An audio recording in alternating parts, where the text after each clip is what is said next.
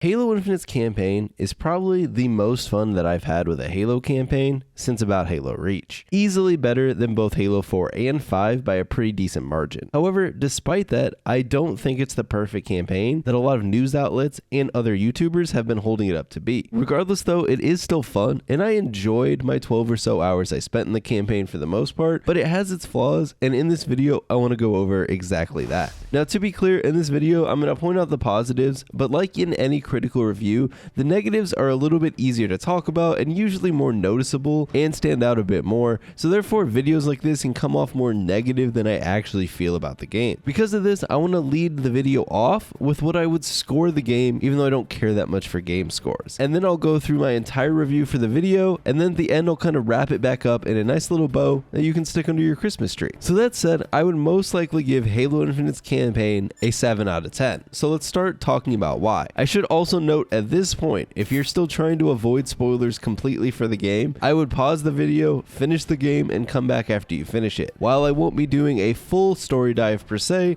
I am going to be talking on both story points and gameplay related sections that are going to spoil campaign beats or just spoil different levels that you might not want to hear about. Alright, everyone good? Ready to get spoiled?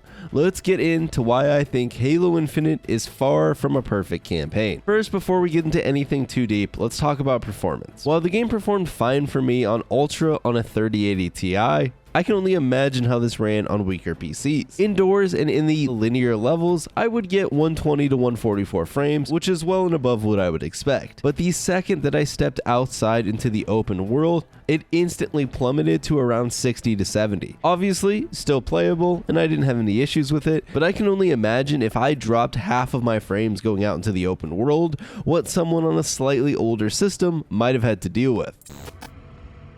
Dude, open world? Oh my gosh, we made it. Wow, look at this place. It's so... Oh my god. So inside we were running at like 100, 120 frames. The second I step out here, instantly 60 FPS.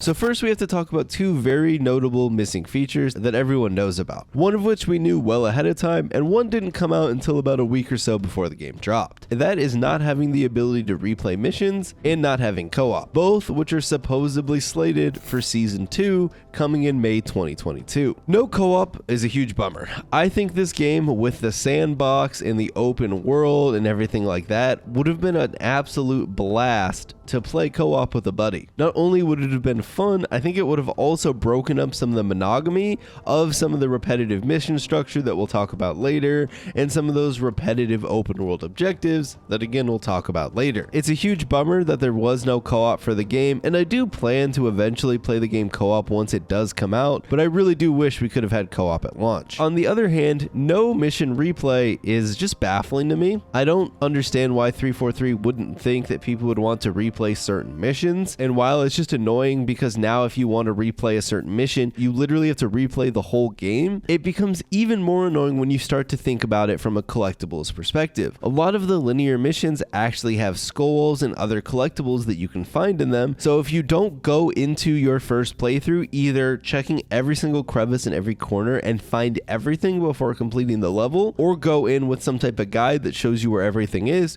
you are going to miss skulls, you are going to miss collectibles, and you're now going to have to replay the entire game to go back and find those. In my case, I'm not going to do this. I'm just going to wait until the mission select comes, whenever, Season 2 or beyond, and that's when I'll go and pick up all the skulls and everything like that, but I just think it's a bummer to not have the ability to replay missions. Now, despite that, gameplay in Halo Infinite is probably the best raw gameplay a Halo campaign has ever had. If you ever wanted to feel like Master Chief, Halo Infinite does that. With the equipment sandbox, you really get to customize your Halo Infinite experience, even though most people I talk to just maxed out shields and the grapple shot because I think it's the best.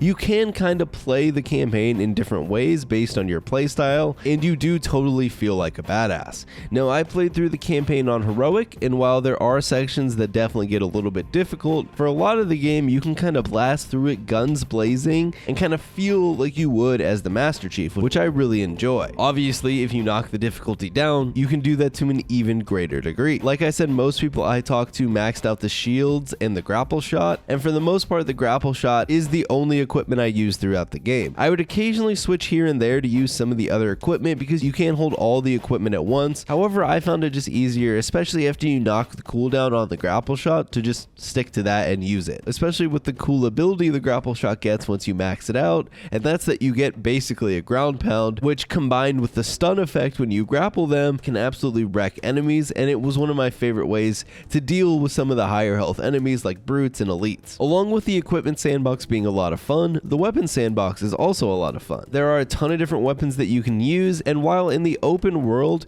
you can kind of tackle it with whatever weapons you want, you unlock different weapons and vehicles at your fobs as you get further into the game based on valor, and you can get special weapon variants by killing those open world bosses. In the linear missions, I did find myself running out of ammo in weapons, and I would have to scavenge and pick up whatever I could find and basically make ends do, which I think Halo does really well. One kind of bummer though that I found is, like I said, those weapon variants that you can get from the bosses out in the open world are really cool. However, I didn't really find them all that useful because other than in the open world, which you could get them out of your fob, go clear a couple things, then go get more ammo, if you tried to take them into the linear missions, usually I would run out of ammo pretty quickly, and it was more of a hassle than it was worth, in my opinion, to try and continue to use that weapon. You'd basically have to hold on to the empty weapon for a while and try and find one of those ammo crates, because for whatever reason, if you were using the variant of the assault rifle, the regular assault rifles in the level wouldn't actually give it ammo, so you would have to find those ammo crates for kinetic ammo. So I didn't end up using the weapon variants all that much, other than to mess around a little bit and check them out, but some of them are very cool. None of them make huge changes to the weapons, and for the most part they are kind of just slight upgrades, but they're fun to mess around with, and they kind of give you a reason to do some of the open world stuff, which at times can feel pretty repetitive. One weapon that actually surprised me with its performance in the campaign was the Mangler. Between the damage it did, combined with the melee and the grapple, along with the fact that just it was super accessible since all the brutes use it,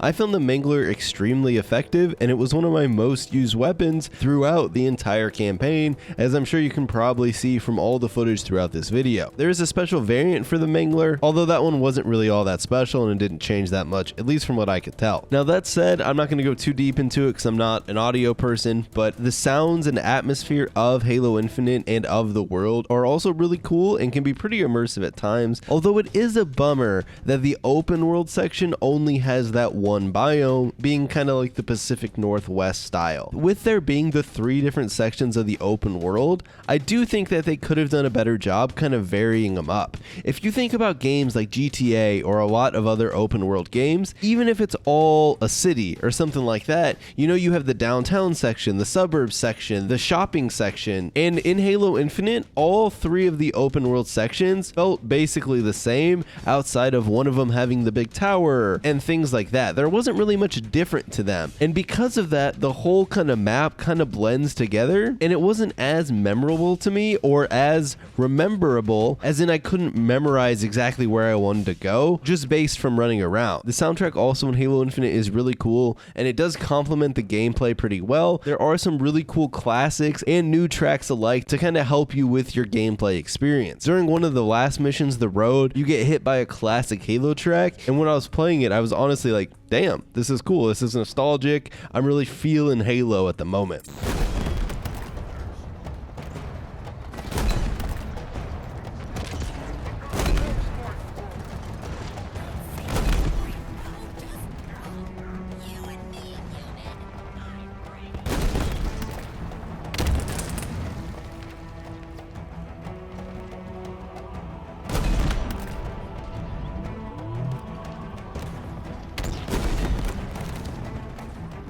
It's also, for the most part, pretty fun to just explore the open world. Like I said, a lot of it kind of looks the same, but just grappling around and messing around with the movement, or just running around and trying to find some of the collectibles out in the open world can be pretty fun. You can also find the weapon coatings and armor coatings and emblems for the multiplayer, although it is kind of a bummer there's no badass armor or anything like that you can unlock through the campaign for the multiplayer. They are also just given to you on the map once you take over the fobs, unlike skulls or the other Easter eggs, which you do have to put in a lot more work into finding, unless obviously you look up a guide. Continuing to talk about the open world a bit, we talked about the weapon variants. They're cool, though like I said, I wish they were a bit more usable in missions. The FOBs, or forward operating bases as the game calls them, are really underwhelming. Unlike other games which have these cool outposts which usually vary in style and enemy and everything like that, the FOBs usually are just a platform with maybe a wave of enemies and a wave of reinforcements, or sometimes just the enemies there.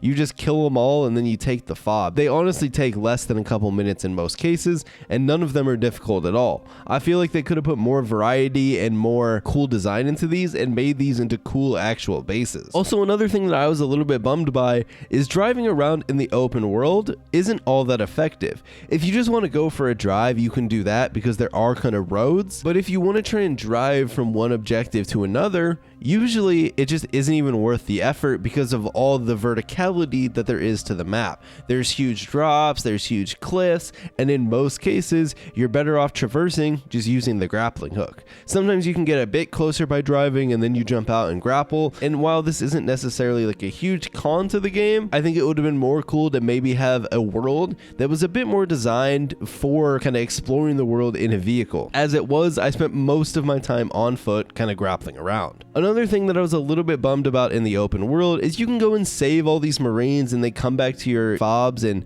you can pick them up in vehicles and drive them around, but it really wasn't worth the hassle because you can't take them with you into any of the linear missions once you kind of load in. You can only take them to the open world part of those missions, and even then, I mean, they're not really all that useful, even if you load up a Razorback full of them. And like I said, there's really no point to even bother taking them to the FOBs because those are so easy to take out anyways. As I'm sure you can tell from me kind of describing these different things, the open world objectives that you do, all of it gets pretty repetitive, honestly kind of early on into your playthrough. So unless you absolutely love open world games like Far Cry, I imagine just like me, roughly halfway through the game, you'll probably kind of just give up on the open world stuff in general. Also, kind of how I mentioned with the Marines and the weapons, the open world, other than in the parts where they actually stick some of the main story missions on the open world, it's just a bit disjointed. It doesn't necessarily feel as connected to the main story and main missions of the game like I would have wanted it to be. So transitioning a little bit here from the open world focus of Halo Infinite basically has two games. One that is the open world that is very Far Cry-esque,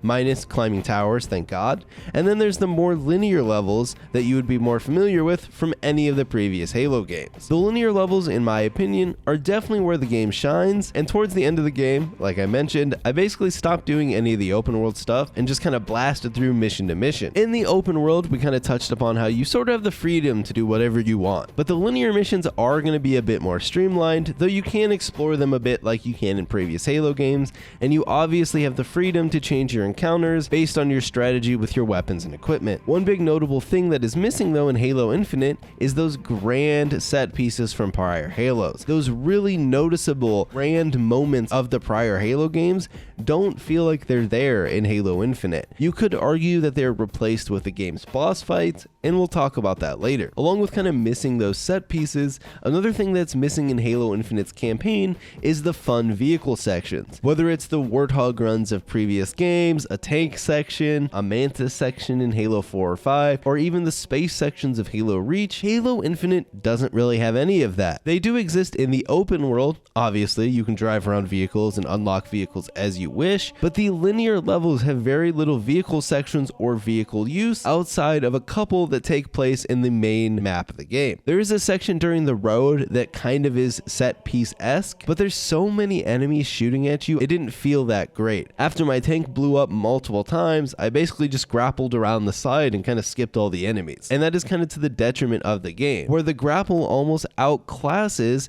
some of the cool vehicle moments from prior Halo games because they're no longer necessary. You can just Spider-Man around the side or directly through the areas sometimes. games. Also, much like the open world, which wears out its welcome, so do the linear level objectives. Toward the end of the game, you will realize you have been basically doing the same style of level over and over. Either it's clear out a room to hit a button, or get a power cord to open a door or power something up, all leading to a boss fight to kind of end out the level, or sometimes multiple boss fights. While this would be okay in moderation, you do this through your entire playthrough. I really think that they could have more creatively come up with ways to hide combat arenas, or just kind of vary up the level design and find fun ways to progress the different levels. It is almost like Halo Infinite could have used mild puzzles rather than just the same thing over and over and over, even though I know some people are kind of against the idea of puzzles. Another thing that Halo Infinite doesn't really do that I think it could have in the linear sections a bit more was platforming. There are some super mild sections where it's extremely obvious,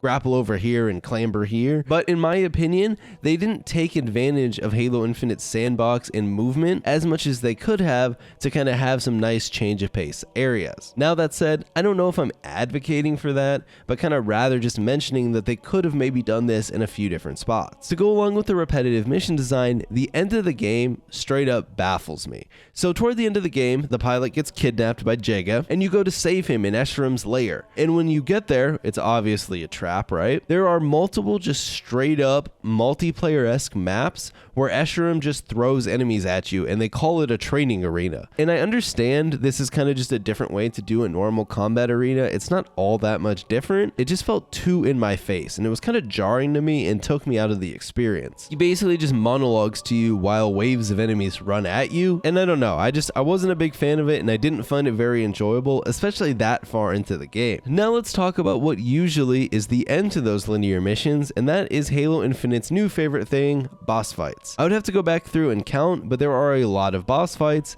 and sadly, despite some of them having special mechanics, for the most part, it's literally just a brute or an elite that is very bullet spongy. There's also the Sentinel guy whose name escapes me off the top of my head, and I don't feel like looking it up, and he is a little bit different, but for the most part, you just kind of shoot at these, and eventually they die. I didn't find any of these boss fights overly enjoyable. Some of them were a little bit better than others, and while none of them are necessarily terrible, they're just extremely bland. I think if they were going to go down the route of having this many boss fights, they needed to come up with more unique mechanics for these bosses rather than just have a boss that has a lot of health or just had less of them. I don't necessarily know if we had to have so many just brutes and elites that were just kind of buffed up bosses toward the end of a level, especially in the early parts of the game. I think that actually took away from the later parts of the game when we were fighting Escherum and some of those late game bosses, because now I've been doing that all game. And even though Escherum himself or the boss at the very end of the game have unique mechanics, it kind of all blends together because you've been doing these bullet spongy bosses throughout the entire game. So that kind of touches on, you know, my opinions of the linear missions, the open world, and kind of just the gameplay in general. Like I said, the gameplay is very good, but there's just a lot of Halo Infinite that gets a little bit repetitive. I do want to move on to the next section of this video, and this is what I'm going to call lore things I'm not sure on because I'm not a lore person, and so I'm not necessarily criticizing these points,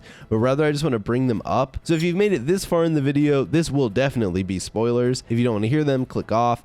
But I just want to get your guys' opinions in the comments from people who pay more attention to Halo's lore. So one big thing that I noticed is that it seems that so many of the big plot points on Zeta Halo seem to happen before the game even starts. We're kind of getting there after the fact and trying to figure out everything afterwards, which isn't necessarily terrible, but kind of can be a little bit underwhelming. I also wonder, why did they spend 2 games kind of giving Cortana this full-blown arc into being the bad guy just to write it all back by having her sacrifice herself for the greater good?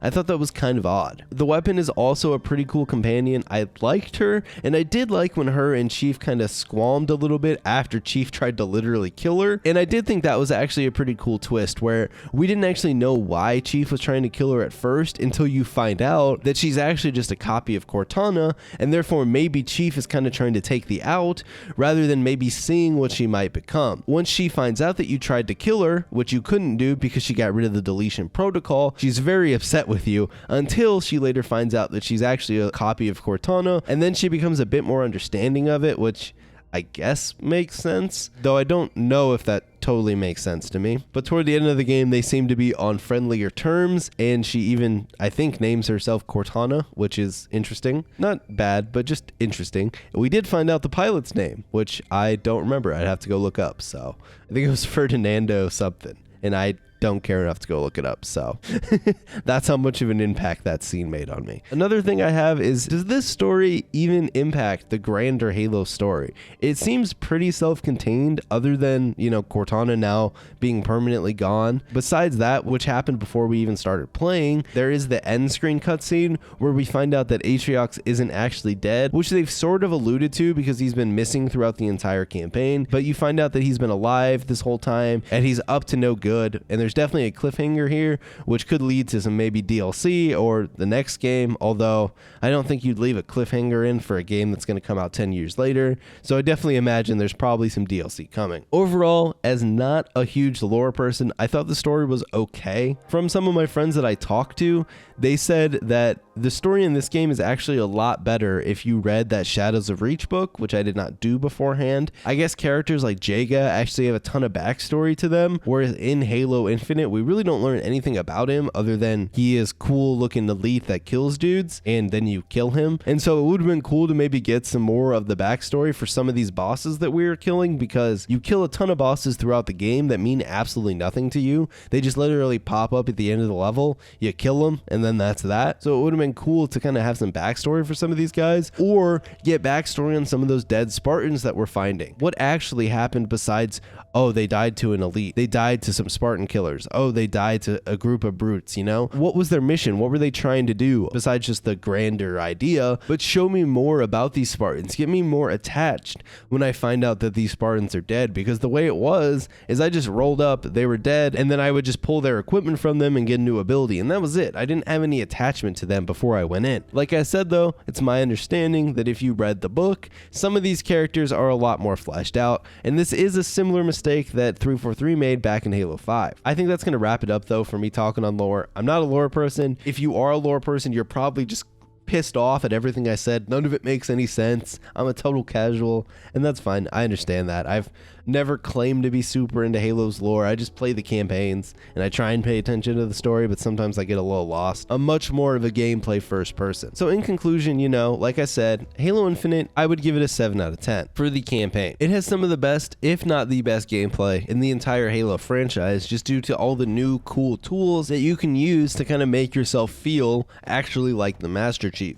However, in my opinion, it was definitely held back by kind of the repetitive mission structure and just the repetitive open world in general. I think there was a lot more cool things they could have done with the open world, and hopefully with DLC, we'll see some of this stuff come to fruition. I think Halo Infinite's story and campaign is a great starting point. If some of the rumors are true and we're going to be getting seasonal DLC drops or seasonal story add-ons and everything like that, I think 4 to 5 years from now, 2 to 3 years from now, Halo Infinite could have the coolest and best campaign in the entire Halo franchise. But as it is right now, I'd probably stick it somewhere in the middle maybe. I'd have probably the trilogy above it, maybe even Reach above it, and then I'd have Infinite right after that. So by far 343's best campaign, but not necessarily up there with the peaks of Halo in the past. And that's pretty much all I have to say about Halo Infinite. I hope you guys enjoyed the video. Obviously, I couldn't have this review out before the game dropped because I didn't get to play the game until it came out. Is what it is. I hope you still enjoyed the video. I tried to put a little bit more into it with actually getting into spoilers a little bit. That way the video has some purpose, but I understand not everyone wants spoilers and everything like that. So yeah, if you guys want to catch me live, I now stream on YouTube. So I stream Tuesdays, Thursdays, and Saturdays. Just watch the channel. It'll tell you that I'm live. Come hang out. We play Halo Infinite.